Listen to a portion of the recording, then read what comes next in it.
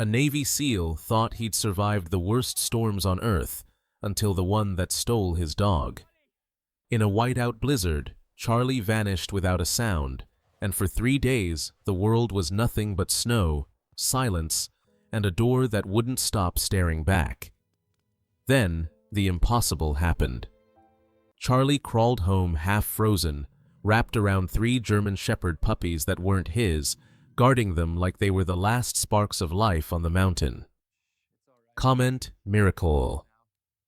If you believe purpose can be born in the snow, and subscribe, because what Chris discovers next will leave you speechless. Snow arrived early, piling against the pines like a hush with weight, turning the mountain road into a pale ribbon that didn't promise return. Chris Kyle lived where the town's last streetlight gave up and the forest began, in a weathered log cabin that smelled of cedar, black coffee, and iron discipline.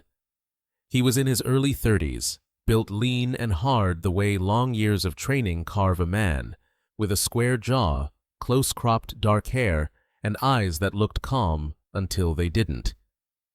Around strangers, Chris was polite but sparing, a man who offered help before he offered stories. The past sat inside him like a sealed room. He didn't talk about it, not because he was proud, but because some memories were the kind that changed shape when you stared at them too long.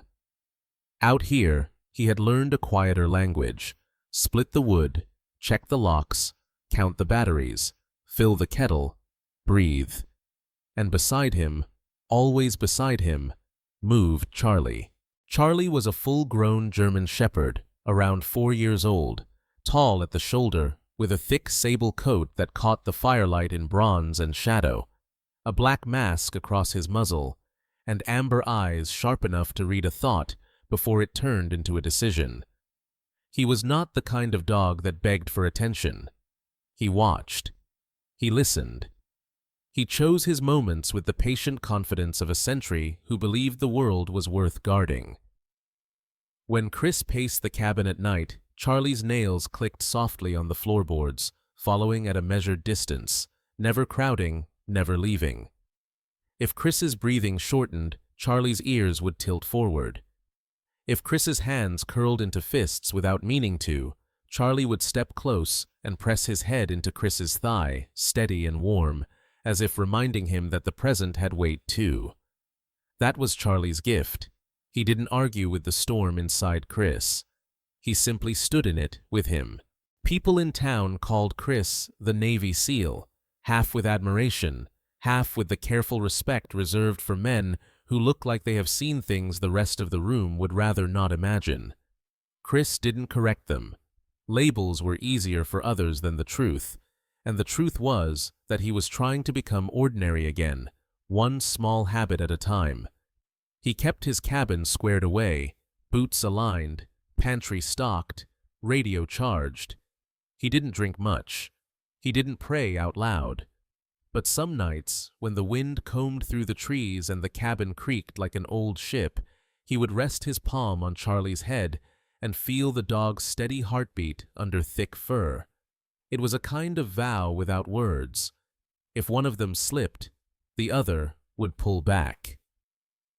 The day the blizzard came, it did not announce itself with drama. It started as soft flakes, almost gentle, the way a story starts before it decides what it will cost.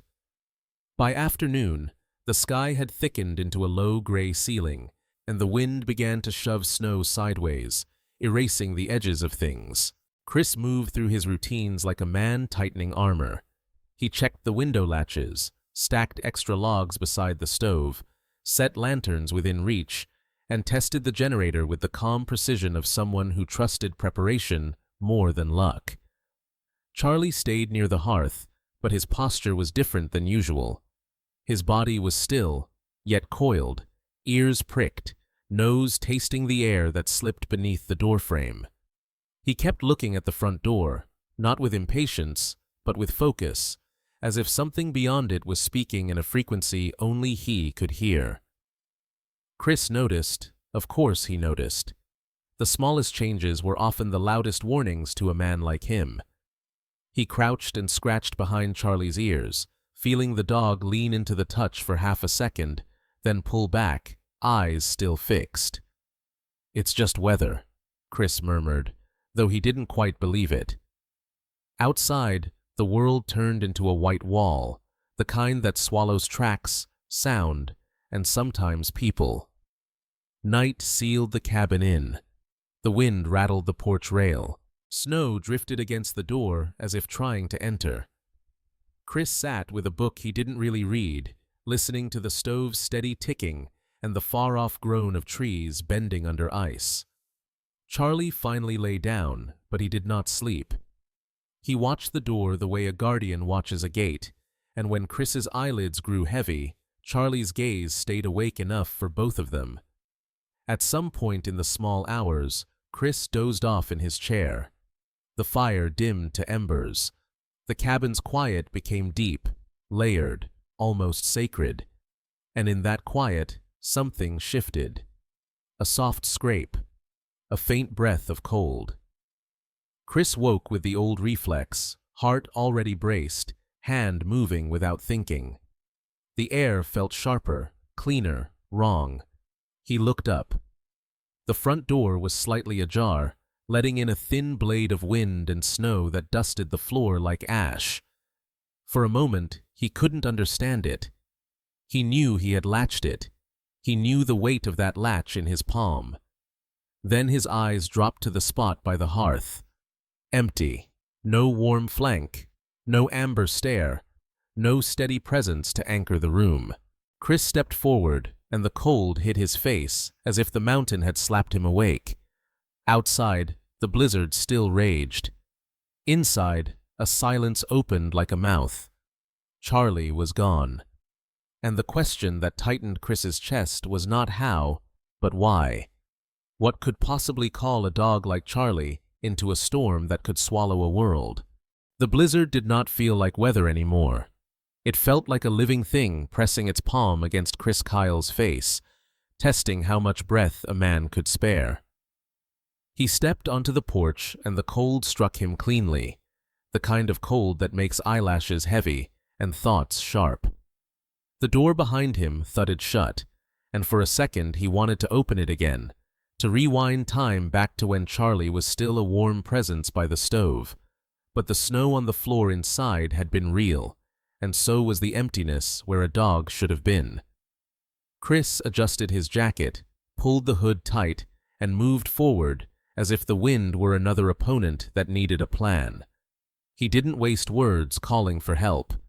He called Charlie's name once, loud, and the sound tore apart in the gale. He tried again, and the mountain swallowed it like it had always been hungry. Chris's training did not make him fearless. It made him functional. He scanned the porch boards for paw prints, found a faint pattern where snow had been pressed into shallow cups, then watched that pattern fade under fresh drift. He followed what he could, reading the world the way other people read street signs. A broken twig at knee height, the lean of a sapling that had been brushed hard in passing, the faint scrape mark on a snow-crusted rock where claws had caught. At first, the trail led straight off the porch into the open, then angled toward the tree line, as if Charlie had chosen cover. That choice tightened Chris's stomach. A dog like Charlie didn't panic into the woods. He moved with purpose, like he was tracking something. Chris pushed deeper, boots punching through powder to a heavier layer beneath. Wind skated snow into his collar, and the air tasted metallic, like it had stolen warmth from something and didn't intend to return it. Each minute outside drained energy the way a leak drains a canteen. Chris widened his search in careful loops, circling outward from the cabin, marking mental landmarks because snowstorms erase geography and arrogance gets buried. He found no bark, no flash of sable fur, no answering gaze. He found only the long hush of pines and the occasional crack of ice-laden branches dropping their burden. By mid-morning, his gloves were wet and his knuckles ached. He forced himself to stop, to look back and locate the cabin's direction, to calculate the remaining daylight. It would be easy to keep going. It would be easy to let urgency pretend it was bravery. But he had seen what happens when men push past their limits and call it determination. The mountain doesn't care what you call it. It just collects. When the light began to flatten into that early winter dusk, Chris turned back, anger burning hotter than the frost on his cheeks. He hated retreat. He hated leaving unfinished things. But if he didn't return now, there would be two missing: the dog and the man. Inside the cabin, the warmth felt almost insulting. It didn't fix anything. It only made him aware of what was gone. Chris peeled off wet layers, hung them by the stove, and stared at the cracked front door latch as if it had betrayed him personally. He checked it twice, then a third time, because the mind hunts for blame when it can't find answers. The collar he kept as a spare lay on the table, a simple nylon loop with a metal clasp. Chris wrapped it around his fist until the edge bit his skin. He sat in the chair and listened to the storm batter the walls, each gust a reminder that Charlie was somewhere out in that white violence. Sleep tried to take him. He refused it. Every time his eyelids sagged, he pictured Charlie's ears pricked, the fixed stare on the door, the way he'd been listening to something beyond human hearing. Chris wondered if he'd missed a sign. He wondered if he'd grown too used to having a protector and forgotten the protector could choose a mission of his own. Morning brought no mercy. The blizzard had not moved on. It had only rearranged its fury. Chris turned on the radio, more for noise than hope, and the town's emergency channel crackled like an old confession. A dispatcher's voice, tight with fatigue, mentioned a truck that had slid off the mountain road the previous afternoon near a bend locals called Widow's Turn, a name that suddenly felt too on the nose to be funny. The driver had been found and hauled into town by a plow crew, alive and shaking. But then the voice added something that snapped Chris upright. A report from one of the men, claiming he'd heard a dog barking in the trees during the rescue, urgent and close, and then nothing, as if the sound had been cut cleanly. Chris knew Charlie's bark. It wasn't frantic. It was an alarm, a signal meant to be understood. The idea landed in Chris like a flint striking steel. Charlie hadn't fled the cabin. He'd gone to something. He'd gone to someone. Chris packed with brutal efficiency: rope, headlamp, flares, thermal blanket, a compact first aid kit, a small bag of kibble in case Charlie was alive and depleted.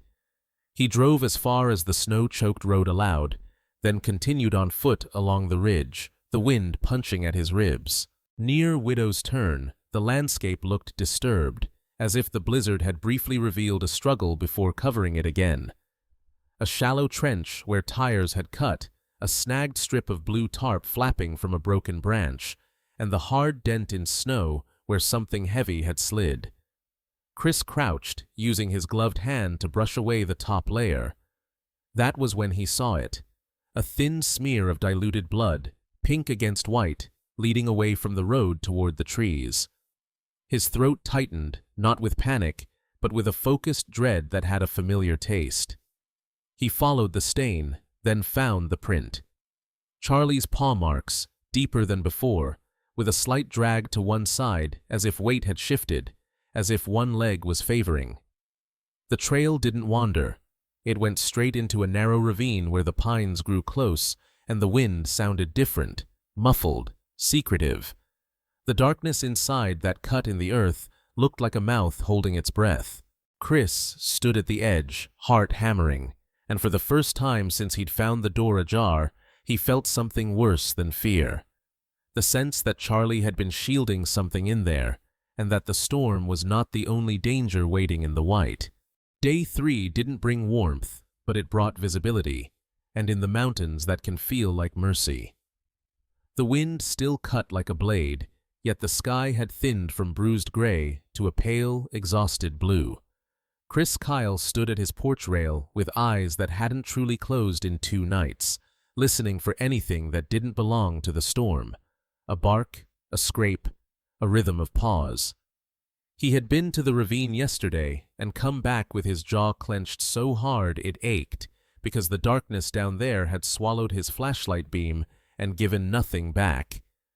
He'd marked the route in his head, promised himself he would go again at first light, and hated that the promise felt like bargaining with something older than logic. Then he saw it, a shape against the snow, not far from the porch steps, darker than the world around it, as if the blizzard had tried to bury it and failed.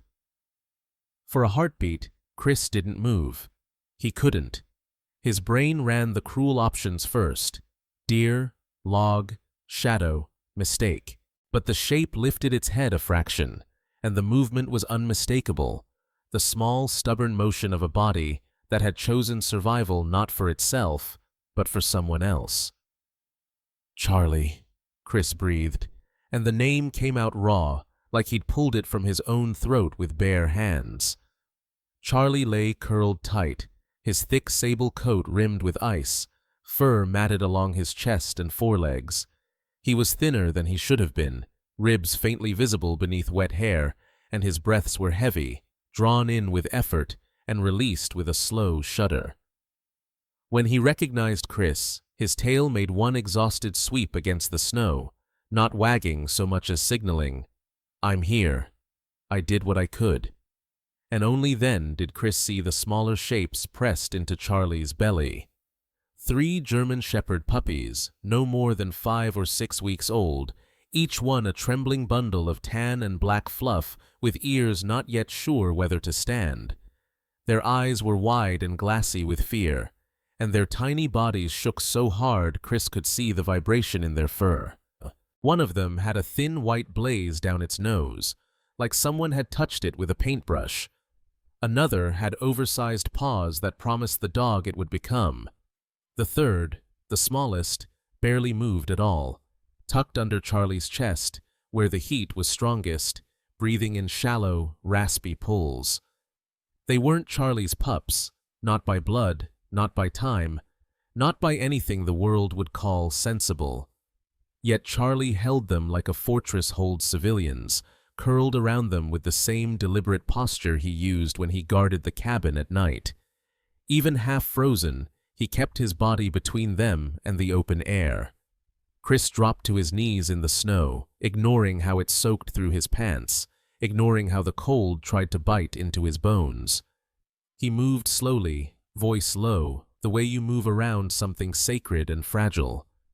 "Good boy," he whispered, though the words felt too small. Charlie's amber eyes met his for a second, and in them Chris saw not panic, but instruction. "Help them." Then Charlie's head sagged and his eyes fluttered. Chris's instincts snapped into place. No debate, no hesitation. He sprinted back inside, grabbed every blanket he could rip from beds and shelves, hauled out the old sled he used for firewood, and returned with his breath ripping his lungs. The puppies squeaked when he approached, thin sounds that cut through the air like needles. They pressed deeper into Charlie's fur, claws catching, as if leaving that warm darkness meant death. Chris held his gloved hand out for them to sniff, letting them take his scent, letting their fear register him as real. He didn't force. He waited. Then he lifted the white-blazed puppy first, cradling it close to his chest so it could borrow his warmth, and placed it into the sled on a nest of blankets. The pup trembled and cried, reaching toward Charlie with tiny paws. Charlie made a sound that wasn't a growl or a whine, something in between, like an old soldier giving permission for evacuation. The second puppy followed, then the smallest, the one with the rasping breath. Chris kept it closest to the blanket's warm center and covered it so only its nose showed. By the time he turned back to Charlie, the big dog tried to stand and failed, legs buckling under him with a helplessness that made Chris's stomach twist. "No," Chris said quietly, not as an order, but as a promise. He slid his arms under Charlie's chest and hindquarters and lifted. Charlie was heavy, solid muscle turned to ice and fatigue, and Chris felt the strain ignite in his shoulders. He didn't care. He carried Charlie up the porch steps, each step a small war, while the sled scraped behind him with 3 fragile lives bouncing softly in their blanket nest. Inside, the cabin's warmth hit like a wave. Chris laid Charlie near the stove, layered blankets around him, and started the methodical work he trusted more than hope. He warmed water, offered it carefully, holding the bowl to Charlie's mouth when the dog couldn't lift his head. Charlie swallowed once, then again, eyes half-lidded, still trying to turn his gaze toward the puppies, as if counting them. Chris built a makeshift nest by the hearth, a shallow hollow of towels and blankets, and transferred the puppies there, one by one, keeping them pressed close so their heat could gather rather than scatter. The pups' bellies were drawn tight, and when Chris touched their sides, he could feel how little was there. He had no formula, no proper supplies, only a pantry and a stubborn heart. He scrambled eggs plain, mashed them into a soft paste, and dabbed a bit on the white-blazed pup's lips. The pup licked, startled, then swallowed. The second pup followed. The smallest did not.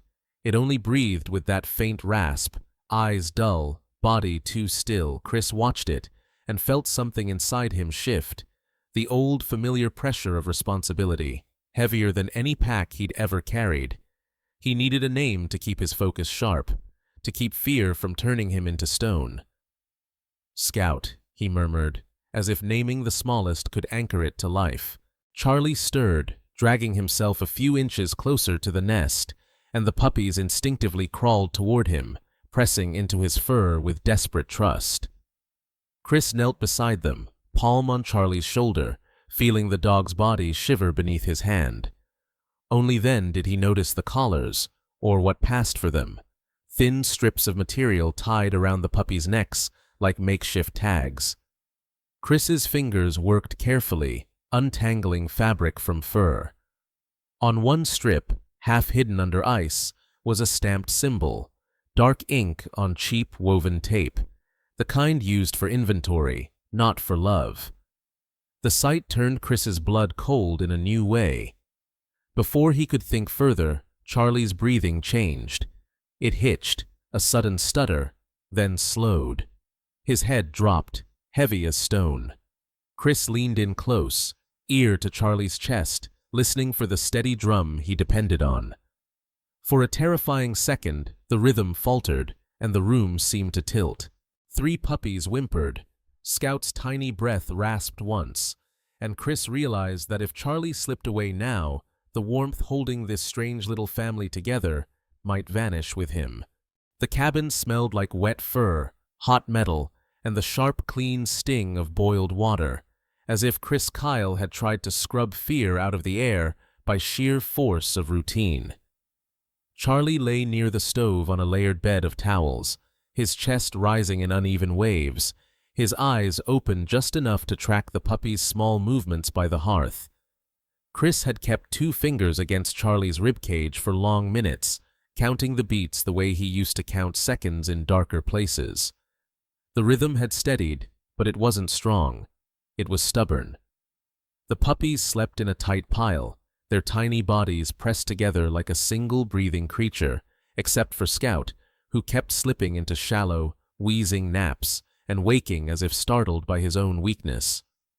Chris's gaze kept snagging on the cheap woven tape around their necks, on the stamped symbol that looked less like a name and more like a claim.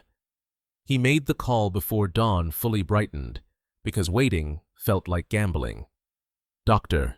Hannah Brooks answered on the 3rd ring, voice low, controlled, the voice of someone who had learned how to be calm on purpose. She lived 40 minutes away on the plowed side of the valley, the only veterinarian for miles, who did not flinch at emergencies or at men who arrived carrying trouble. When Hannah arrived, her truck crunched into the clearing with the practical confidence of a vehicle that had seen 1,000 bad roads and refused to care. She stepped out with a medical bag slung over one shoulder. Hannah was in her mid-40s, average height, wiry in a way that suggested long days and little sleep, with light brown skin freckled by sun, gray threaded through her dark hair, pulled into a tight ponytail. Her face had strong cheekbones and steady eyes behind rectangular glasses, and her mouth held itself in a line that softened only when she looked at animals. She didn't waste movement. She didn't waste pity. She walked into the cabin, took one look at the scene, and paused as if her brain needed a moment to accept the geometry of it. A full-grown German Shepherd, positioned like a barricade between a man and 3 puppies that weren't his. Charlie lifted his head a fraction, lips tightening, not in aggression, but in warning, and Hannah responded the way skilled people respond to skilled animals. Slow hands, low voice, no sudden claims. "Easy," she murmured, and Charlie's eyes flicked to Chris as if asking whether this stranger belonged. Chris knelt. "She's here to help," he said, and Charlie let Hannah approach. Hannah's exam was brisk but gentle, the practiced choreography of someone who has held more than one life in a single morning. She checked Charlie's gums, listened to his lungs, took his temperature, ran careful fingers along his legs. The cut on his rear paw was shallow but angry, the kind of wound that comes from ice crust and sharp rock, and the swelling told its own story about miles traveled on determination instead of comfort. "Hypothermia," Hannah said, not as a dramatic label, but as a fact. "Exhaustion. He's been burning calories faster than he can replace them." She lifted Charlie's ear, checked capillary refill, then glanced toward the puppies.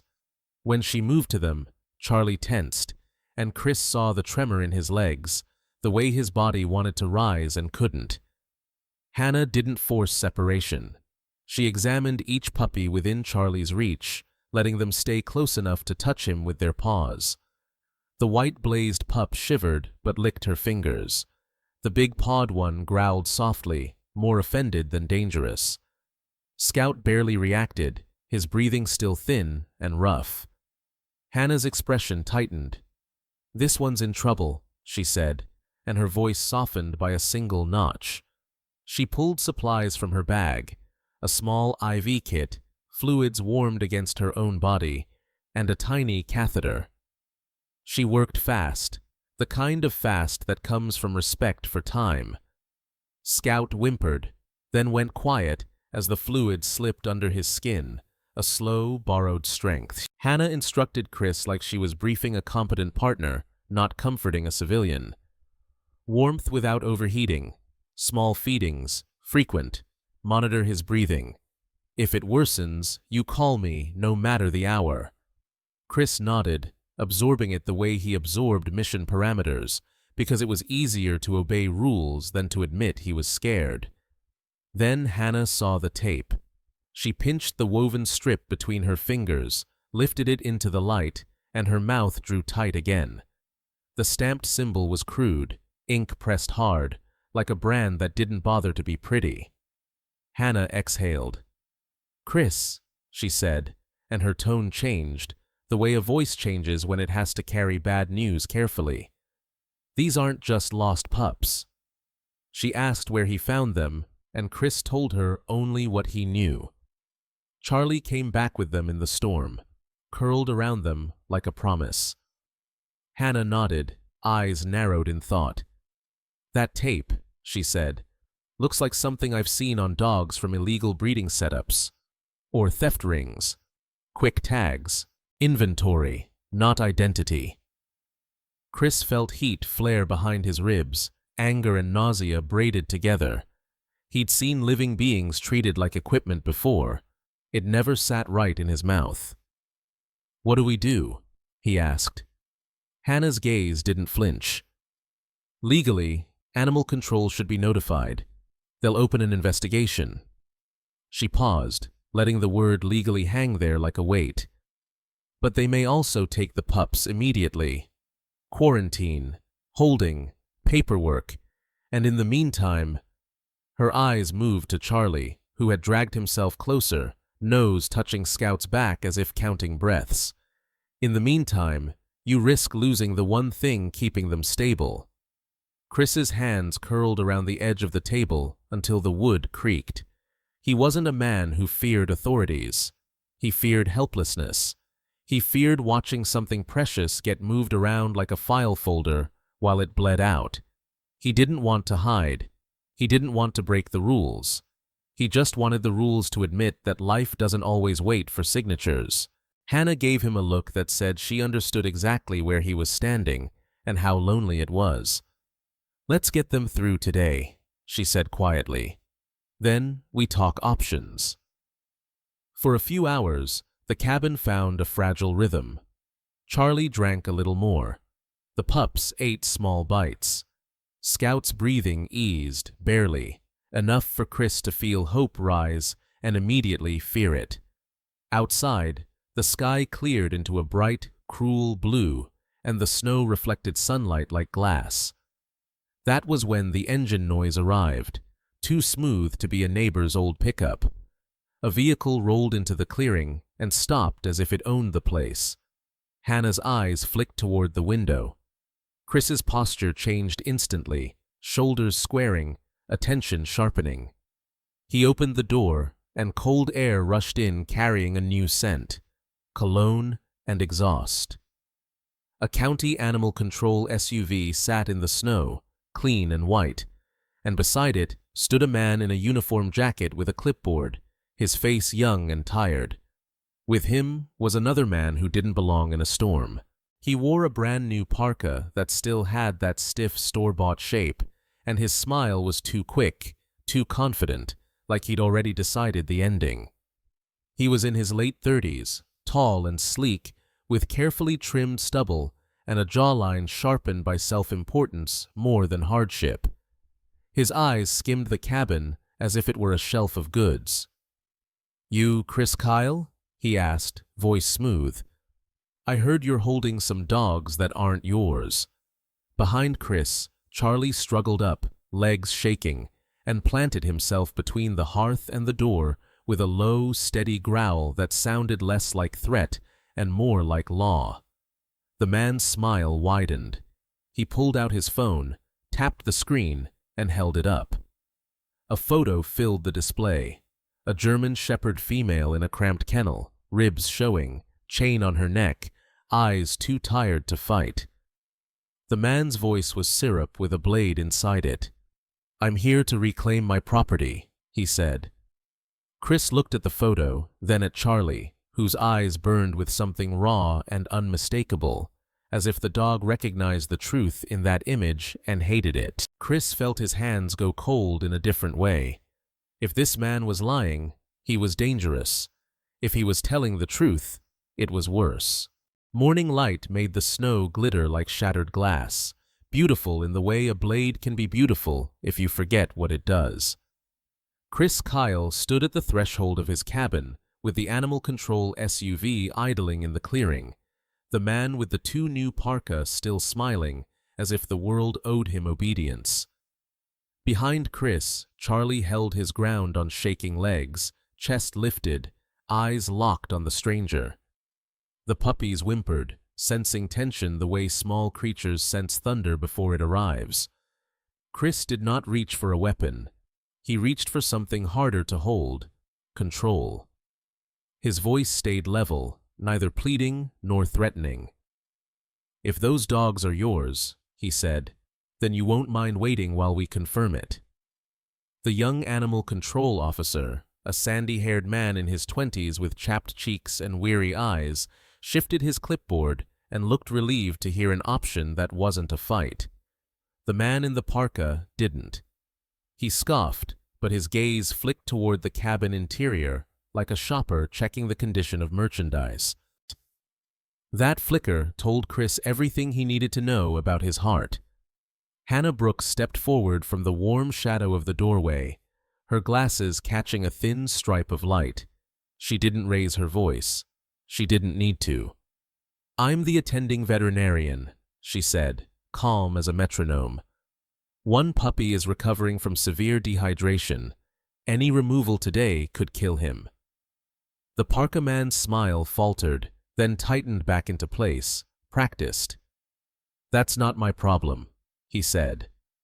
Chris felt Charlie's growl deepen, not loud, but final.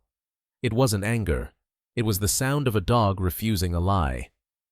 Chris raised one hand, palm down, toward Charlie, and the dog held, trembling with effort, but obeying. That was Charlie too. Fierce, but disciplined, as if he understood that restraint was its own kind of courage. Chris turned slightly so the parka man could see the woven tape Hannah had set aside on the table. "This tag," Chris said, "has a mark. We're going to trace it." The parka man's eyes sharpened. "That proves nothing," he snapped too fast. Hannah's gaze stayed steady. "It proves enough to ask questions," she replied. There are moments when a person realizes their power depends on no one questioning them. The parka man realized it, and he didn't like the taste. He began talking louder, stacking words like walls: ownership, property, rights. Chris let him talk. He watched instead, studying the tiny tells, the impatience, the lack of concern for the pup's breathing, the way his hand hovered over his phone as if dialing someone who made problems disappear. Chris asked the animal control officer for a moment, then requested a temporary hold, not a refusal. A pause. "Call your supervisor," Chris said to him, firm but not unkind. "Tell them a veterinarian is present and the animals are medically unstable. Tell them there's a possible illegal breeding marker involved." The young officer swallowed, nodded, and stepped aside to make the call, grateful for a clear procedure. Hannah met Chris's eyes once, a silent exchange of trust, then moved back to Charlie and the puppies, checking Scout's gums, listening to that fragile breath like it was a secret code. The parka man paced in the snow, irritation leaking through his polished exterior. He didn't know how to handle a man who wouldn't be bullied and a dog who wouldn't be bought. That afternoon did not end with handcuffs, not yet. It ended with time. The supervisor ordered the officer to document, not seize, pending investigation, because the vet's report made immediate removal a liability. The parka man left in a storm of muttered threats and exhaust. He promised he'd be back with paperwork. Chris watched the SUV disappear and felt his knees go loose with delayed adrenaline. Charlie sank to the floor with a soft huff, as if his body had been waiting for permission to collapse. Chris knelt beside him and pressed his forehead briefly to Charlie's, a gesture small enough to be private, heavy enough to be a vow. "You did good," he whispered. Charlie's tail tapped once, and then his eyes slid shut.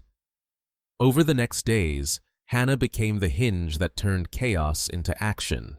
She contacted a reputable animal rescue organization in the nearest city, the kind with licensed investigators and a paper trail strong enough to stand up in court. Their lead investigator, Marcus Lane, arrived on day 3 after the confrontation. Marcus was a broad-shouldered man in his early 50s with close-cropped silver hair and a weathered face that looked like it had been carved by long drives and longer disappointments. His voice was quiet, his manners careful, and his eyes had the patient intensity of someone who had seen cruelty up close and decided to outlast it. He photographed the tag, took Hannah's medical notes, and listened as Chris described Charlie's disappearance and return. The blood trail, the ravine, the puppies curled under Charlie's chest. Marcus didn't romanticize it. He respected it. "Dogs don't risk their lives for nothing," he said simply. "Your Charlie was responding to a need." The rescue team traced the stamped symbol to a network of backyard kennels hidden behind a legitimate-looking training front. The mark, they learned, was an internal code used to track litters and sales. It didn't point to a loving home. It pointed to a ledger. And the parka man? He wasn't a grieving owner. He was a runner, someone who collected, delivered, and made animals disappear into the market. When the rescue organization coordinated with local authorities, the investigation moved like a slow tide that finally decides to rise. There were interviews, warrants, photographs of cramped pens and rusted chains, records that match the tag. Chris didn't chase revenge. He offered testimony, details, dates, distances, calm, evidence, trust. The things that hold when feelings can't. The breakthrough came a week later in a small shed behind one of the kennels, where the rescue team found a German Shepherd female collapsed in filthy straw, her body thin as a shadow, chain marks worn into her neck. She was alive, barely, her eyes dull with exhaustion. Yet when Marcus crouched near her, she lifted her head with a weak, defensive courage that made Chris's throat tighten when he heard the report. They brought her to Hannah first, then to Chris's cabin because it was quiet, warm, and because Charlie was there. When the mother dog arrived, carried on a padded stretcher, the cabin went still. Her coat was faded sable, her face gaunt, her eyes amber like Charlie's but drained of light. Hannah called her Grace, a name she said softly as if the sound itself could be a blanket. Grace's nostrils flared when she smelled the puppies. The pups, now warmer and a little stronger, squealed and wriggled toward her scent, confused but hungry for something older than memory. Charlie raised his head. For a moment, Chris feared jealousy, feared the kind of possessiveness that can turn love into a cage. But Charlie did not lunge. He did not claim. He did something that made Chris's eyes sting with sudden heat.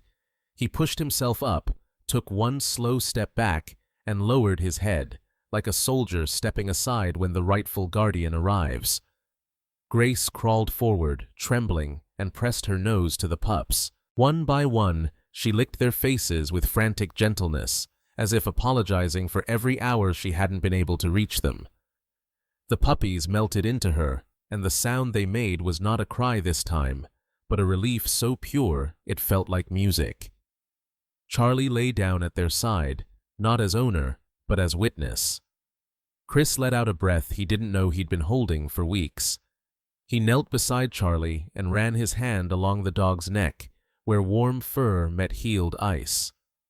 "You didn't steal anyone's babies," Chris murmured, voice breaking just enough to be honest. "You borrowed them from death."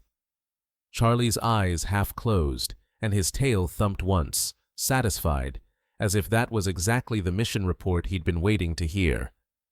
The months that followed opened like doors you didn't know were there.